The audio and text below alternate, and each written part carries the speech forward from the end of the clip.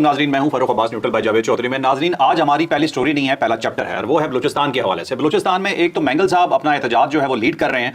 इस वक्त उनके साथ कितनी तादाद है, कितनी गाड़ियां हैं, रियासत उनके साथ क्या सलूक कर रही है, वो किस तरह से पहुंच रहे हैं, ये भी डिटेल आपको बताएंगे। और इसके अलावा एक और बड़े फैसले से आपको आगाह करेंगे जो रियासत कर चुकी है मारंग लांगू के बारे में। ये पूरी एक डिटेल स्टोरी है। बलूचिस्तान में जो परसेप्शन आपको जैसे दिया जा रहा है, दरअसल वो वैसे नहीं है। हर वीलॉग करने से पहले हम एक अपनी तरफ से पूरी एक जिसे कहते हैं जांच करते हैं, पूरी तहकीक करते हैं, उसके बाद आपको वीलॉग में आगाह करते हैं कि एक्चुअल सिचुएशन क्या है। एक्चुअल सिचुएशन वो नहीं है जो आपको गवर्नमेंट बता रही है, एक्चुअल सिचुएशन वो नहीं है जो आपको अपोजिशन बता रही है। हम आपको वो चीज निकाल के लाके देते हैं जो वहां पे ग्राउंड रियलिटी पे हो रहा है। तो हमारा वीलॉग देखते रहिएगा बलूचिस्तान की अपडेट्स के लिए। तो पहली स्टोरी की तरफ लेके चलता हूं जावेद चौधरी साहब। अब जो बलूचिस्तान की सूरत है उसके तीन शेड्स हैं और पहला शेड ये है कि अख्तर मैंगल साहब जो है वो अपना काफिला लेके कोयटा की तरफ रवाना हुआ है। इस वक्त हम रिकॉर्ड कर रहे हैं मस्तूंग से आगे जा चुके हैं, कलात के करीब वो पहुंच चुके हैं और कल तक उन्होंने कोयटा पहुंचना है। उनकी पूरी कोशिश है कि कोयटा में दाखिल हो और साथ उनके जो गाड़ियां हैं, गवर्नमेंट का क्लेम ये है कि सिर्फ 13 गाड़ियां हैं और कोई 400-500 लोग हैं, जबकि ये बात गलत है। गवर्नमेंट इस मामले में मेरा ख्याल झूठ बोल रही है। असल जो है वो 150 से लेकर 200 गाड़ियां, बहुत ज्यादा नहीं है, जैसे ना हजारों की तादाद में गाड़ियां बिल्कुल ही नहीं है। 150 से लेकर 200 तक गाड़ियां हैं और वहां पे बलूचिस्तान के अंदर इतनी गाड़ियां इकट्ठी करना कोई नामुमकिन नहीं है, बड़ा आसान काम है। कुछ ज्यादा सरदारों के पास बड़ी बड़ी गाड़ियां हैं और उनको इकट्ठा भी किया जा सकता है और जो एक ट्राइब है उसके अंदर 2-4 हजार लोग, उससे निकालना भी कोई मुश्किल नहीं होता। लेकिन जो टोटल लोग हैं वो मेरा ख्याल है 3,500 से लेकर 4,000 के करीब लोग हैं। इससे ज्यादा लोग नहीं है, ये भी ज़हन में रखें कि कुछ लोग पैदल हैं और कुछ लोग गाड़ियों के ऊपर है।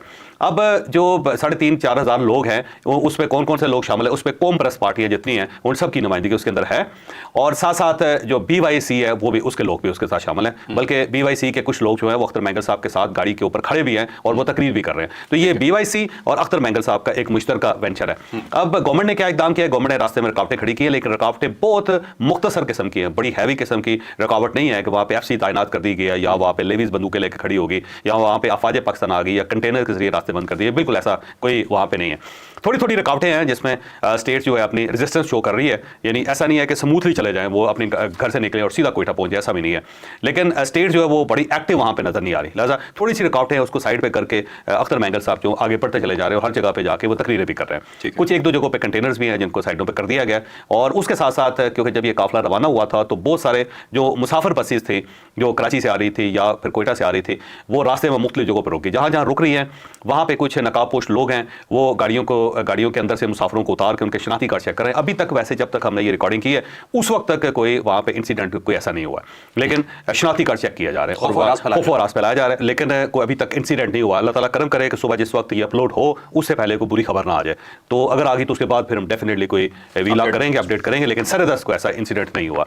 अब गवर्नमेंट ने कुछ काम किए हैं इस काफिले को रोकने या इसकी स्पीड कम करने के लिए। एक तो जितने रास्ते के अंदर पेट्रोल पंप्स हैं उन सबको बंद कर दिया गया, सील कर दिया गया, बल्कि पेट्रोल पंप पे से जो पेट्रोल है उसको सप्लाई दी नहीं गई पेट्रोल की, क्योंकि सप्लाईज आती है ना रोज, तो सप्लाईज गवर्नमेंट ने पहले बंद कर दी थी ताकि पेट्रोल पंप जो वहाँ पे पेट्रोल मिले ना। ये गाड़ियाँ जो हैं सर इनको अगर पेट्रोल नहीं मिलेगा तो कैसे ही आगे सफर करेंगे, लेकिन मुतबादल बंदोबस्त अख्तर मैंगल साहब ने किया हुआ अपनी गाड़ियों के साथ वो पेट्रोल लेके चल रहे हैं ताकि जहाँ पे पेट्रोल खत्म हो तो अपना ही पेट्रोल उसके अंदर डाल के गाड़ियों को आगे रवाना करते जाए। अब इनका जो रुख है वो कोयटा की तरफ है और वहाँ पे ये धरना देना चाहते हैं। अब कोयटा की सूरत ये है कि गवर्नमेंट ने वहाँ पे मोबाइल फोन सिग्नल्स बंद कर दिए हैं, सारे वाईफाई इंटरनेट बंद कर दिए हैं और जो दाखिले के रास्ते हैं कोयटा के अंदर सारे के सारे बंद हैं। वहाँ पे बाकायदा कंटेनर्स लगा दिए गए हैं, शहर FC के हवाले कर दिया गया है, पुलिस वहाँ पे सड़कों के ऊपर मार्च कर रही है। अंदर शहर के जो लोग हैं वो अपने घरों में बैठे हुए हैं, वो बाहर नहीं निकल रहे और लोगों से कहा गया है कि आप एहतियात करें क्योंकि वहाँ पे हाई अलर्ट भी है कि कहीं खुदा न खास्ता कोई इंसिडेंट ऐसा ना हो जाए जिसकी वजह से दहशतगर्दी के शिकार हो जाए लोग। तो लोगों को बताया भी गया है, लोग खुद भी बहुत एहतियात कर रहे हैं। बहरहाल जो शहर है उसके सारे लोग जो है मैक्सिमम आबादी जो है वो स्टेट के साथ कॉपरेट कर रही है, वो इन लोगों के साथ नहीं है, ना BYC के साथ है ना अख्तर मैंगल साहब के साथ है। अब अख्तर मैंगल साहब जो है वो उनके बारे में ये खबर आ रही है कि वो कोयटा में दाखिल होने की कोशिश करेंगे। अगर तो उन्हें दाखिल होने की इजाजत मिल गई तो वहाँ पे वो धरना दे के बैठ जाएंगे और उस वक्त तक बैठेंगे जब तक महारंग बलोच को आज़ाद नहीं किया जाता, रिहा नहीं किया जाता, क्योंकि उनका एक ही ऐलान है कि महारंग बलोच को रिहा किया जाए और उसके बाद अख्तर मैंगल साहब कह रहे हैं जो मिसिंग पर्सन है उन सबको रिहा किया जाए। तो दो मुतालबात हैं उनके।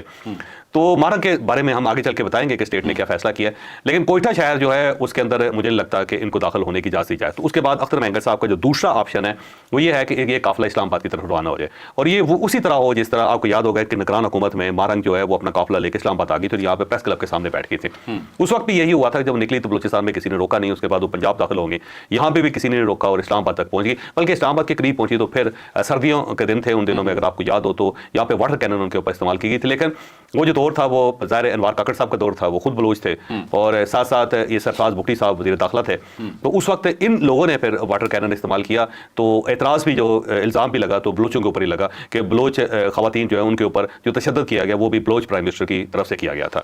तो उस वक्त ज़ाहिर फिर ये कोई गिला नहीं बनता था किसी की तरफ। लेकिन इस बार ज़ाहिर मियां शहबाज शरीफ साहब की गवर्नमेंट है, मुझे लगता है कि अगर अख्तर मेंगल साहब वहाँ से रवाना होते तो पंजाब में दाखिल होने की इजाज़त नहीं मिलेगी उनको, वहीं से फिर उनको वापस जाना पड़ेगा या पंजाब की सरहद पर रोक लिया जाएगा। ठीक है, और चाहते वो यही है कि कहीं ना कहीं सीन बने और पता लगे कि जी हमको बहुत बड़ी मूवमेंट चला रहे हैं। ठीक है, मारंग पे जो फैसला किया स्टेट ने, उस पे जाने से पहले एक चीज़ मैं आपसे पूछना चाहता हूँ कि ये कबीले के सरदार हैं और आपने कहा कि ज़्यादा लोग तो ये अपने ही ले आए, अपने लाए। उधर से आपको कुछ इल्म है अंदर से कि जो इन्होंने कॉल दी उसका रिस्पांस क्वेटा से नहीं, कोई रिस्पांस अच्छा नहीं है, कोई रिस्पांस अच्छा नहीं है। ये हम क्या कहेंगे कि ये वाली इनकी जदोजहद या ये जिस तरह से आ रही है नाकाम हम हुई? बिल्कुल स्ट्रेटली कह सकते हैं कि नाकाम हो गए। उसकी वजह यह है कि जिस तरह मारंग बलोच ने सड़कों के ऊपर बैठ के धरना दिया था तो उनकी ख्वाहिश भी यही थी कि पूरा बलोचिस्तान बाहर निकलेगा, लेकिन बलोचिस्तान नहीं निकला। उसके बाद जब अख्तर मेंगल साहब ने कॉल्स दी, सबसे पहले शटर नॉन कॉल दी, नाकाम हो गई, फिर उन्होंने हड़ताल की कॉल दी, नाकाम हो गई, और तीसरा अब उन्होंने लॉन्ग मार्च का सिलसिला शुरू किया हुआ है, नाकाम हो गया। क्योंकि पूरे बलोचिस्तान को निकलना चाहिए था। अगर बलोचिस्तान की आबादी 1.25 करोड़ है तो 1.25 करोड़ में से कम 1 करोड़ लोगों को तो निकलना चाहिए था। फिर हम कह सकते हैं कि एक मैसिव मूवमेंट है जिसको रोकना स्टेट के बस की बात नहीं है। लेकिन वो 1.25 करोड़ तो दूर की बात है, वहां तो चंद हज़ार लोग नहीं निकले, बल्कि 3-3.5 हज़ार से ज़्यादा लोग नहीं पहुंच सके। उससे पहले मारंग बलोच ने जो धरना दिया था उसके अंदर भी चंद सौ लोग थे, कोई ज़्यादा वो तादाद उसके अंदर भी नहीं, उसके अंदर भी खवातीन और बच्चे ज़्यादा शामिल थे। ठीक है, बल्कि जो BLA के लोग हैं उन्होंने शील्ड बनाया खवातीन को कि जी वो बैठेंगी, हम पीछे नकाब पहन के बैठे रहेंगे और स्टेट जो है वो रोक नहीं सकेगी। तो इसको हम कामयाब हड़ताल या कामयाब लॉन्ग मार्च नहीं कह सकते। ये लॉन्ग मार्च के बिल्कुल करीब नहीं पहुंचा। अगर ये होता तो डेफिनेटली मैं सबसे पहले आवाज़ उठाता, मैं कहता कि सच तो ये है कि सारा बलूचिस्तान बाहर है। अब पश्तून इलाके जो बिल्कुल साइड पे हैं और उनमें से कोई शख्स, कोई कबीला हमायत नहीं कर रहा अख्तर मेंगल साहब की। जो बलोच कौम परस्त पार्टियां हैं वो हैं, लेकिन उनके साथ भी लोग नहीं है और कुछ उनकी क़यादत है जो तकरीरें करके गायब हो जाती है। बस इतना सा मामला है। चौधरी साहब, क्वेटा के अंदर भी लांगू कबीला जिन इलाकों में बैठा है वहां से कुछ लोगों ने निकलने की कोशिश की, ये भी 2-4 दिन पहले की खबर है, और उसके बाद वो भी अंदर चले गए और उसके अलावा कोई रिस्पांस नहीं आ रहा। क्वेटा में बहुत ज्यादा ये नहीं है लांगूस के, इतने ज्यादा लांगू के वो लाखों की तादाद में और बाहर निकल आए। ठीक है, तो ये ओवरऑल आपको लगता है कि ये नाकाम हो गया, फ्लॉप हो गया। और BLA की बहादुरी को मानते हैं कि अपनी खवातीन को आगे करके खुद पहाड़ों पे चढ़े हुए वो देखें हमले कर रहे हैं? जाहिर यही है, ट्रेजेडी तो यही है। अच्छा, दूसरा अख्तर मेंगल साहब एक दावा कर रहे हैं कि देखिए जी जो बलोच खवातीन है उनके साथ बड़ी ज्यादती की गई, उनके दुपट्टे छीने गए, उनको मर्द एहलकारों ने गिरफ्तार किया, गाड़ियों में फेंका और ये बलूचिस्तान की गैरत की तौहीन वगैरह। मैं एहतराम करता हूँ बलूचिस्तान का, बलूचिस्तान की खवातीन का, अख्तर मेंगल साहब का, उन तमाम लोगों का जो बलूचिस्तान के अंदर रहने वाले हैं। वो पाकिस्तानी, हमसे ज्यादा पाकिस्तानी, मैं पहले आपको कह रहा हूँ कि हमसे ज्यादा पाकिस्तानी वो, क्योंकि वो पाकिस्तान के अंदर शामिल हुए थे। हमें तो बना बनाया पाकिस्तान मिल गया था। मैं आने चाहिए जो पंजाब के लोग हैं उधर से, जो ईस्ट पंजाब है वहाँ से लोग बहुत कुर्बानियाँ दे के वहाँ पहुँचे। लेकिन जो हम लोग हैं ना, जो पहले से यहाँ रह रहे थे, जो पहले ही इस साइड पे हुए हैं, हम लोगों का कोई इतना खास कमाल नहीं है। लेकिन जो पंजाब उस साइड से आए हैं लोग, उनका कमाल है। और जो लोग पंजाब के अंदर, पाकिस्तान के अंदर शामिल हुए हैं, उन सबका कमाल है और मानना चाहिए। इसमें कोई शक नहीं कि जानबूझ के, देखभाल के, सोच समझ के उन्होंने पाकिस्तान के अंदर शामिल होने का ऐलान किया था। तो मैं इनका बहुत एहतराम करता हूँ। लेकिन जो कहा जाता था ना कि पूरा बलूचिस्तान निकल आएगा अख्तर मेंगल साहब के कहने पर, वो नहीं निकला। और दूसरा वो जो कहते थे कि बलूचिस्तान जो उनकी गैरत की तौहीन है कि खवातीन के साथ ये ज्यादती की जाती है। तो भाई जो BLA जो है वो तो है ही बलोच सारे के सारे, और बलोच अलहदगी पसंद हैं और उन्होंने हथियार उठाए हुए हैं। वो अपनी खवातीन के साथ क्या कर रहे हैं? अगर उनको इतनी हमदर्दी अपनी खवातीन के साथ, तो वो साथ आके बैठे, फिर बैठते हैं नहीं, खुद छुप जाते हैं, छुप जाते हैं, पीछे बैठ जाते हैं। और जो खवातीन को सड़कों के ऊपर बैठाया जाता है उसमें भी अगर मर्द शरीक होते हैं तो उन्होंने नकाब ओढ़े होते हैं और अपनी औरतों के पीछे छुपे होते हैं। तो क्या औरतों के पीछे छुपना जो है ये बलोच गैरत का हिस्सा है?